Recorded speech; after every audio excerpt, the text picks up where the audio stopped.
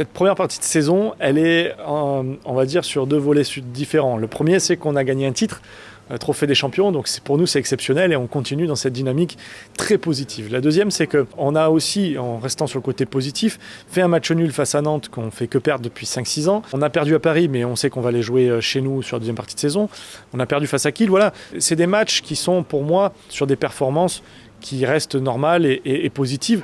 Malgré tout, on a cette défaite, et ça c'est le côté un peu négatif, cette défaite à Nîmes qui ne nous permet pas aujourd'hui d'être vraiment collés à la première place, qui ne nous permet pas aujourd'hui de dire que notre première partie de saison était très positive. Elle reste positive, on reste ambitieux sur l'ensemble des compétitions dans lesquelles on est qualifié.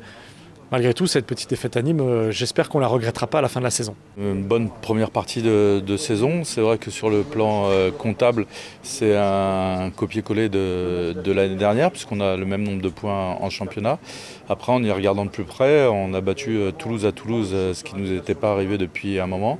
Et on fait match nul contre Nantes à domicile, alors que l'an dernier, on avait perdu à domicile. Et ensuite, on avait perdu à Paris l'an dernier, on a perdu à Paris cette année.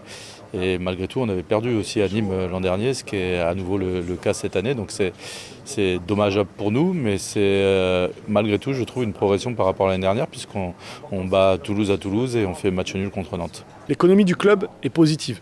On a un taux de renouvellement, donc un taux de fidélisation de 90% de nos partenaires privés. Et puis on arrive à monter notre chiffre d'affaires de près de 15% avec l'arrivée de nouveaux partenaires, avec une dynamique sportive positive, 2 titres en 2025, et avec aussi nos actionnaires, l'ensemble de nos actionnaires qui sont très dynamiques en coulisses pour faire venir un certain nombre de partenaires privés. La réalité, c'est que l'image du Montpellier Handball est toujours très positive et attractive pour nos partenaires privés. Donc on continue notre développement économique sur la partie partenariat privé. Malgré tout, ce que j'expliquais, c'est qu'avec les baisses de certaines collectivités locales sur les prestations de services et les subventions, si on regarde sur les 5 dernières années, aujourd'hui on est à équilibre. Ça reste positif, on a des clubs aujourd'hui qui sont en difficulté. Nous, on fait un budget à étal, on continue avec un budget positif pour les années suivantes.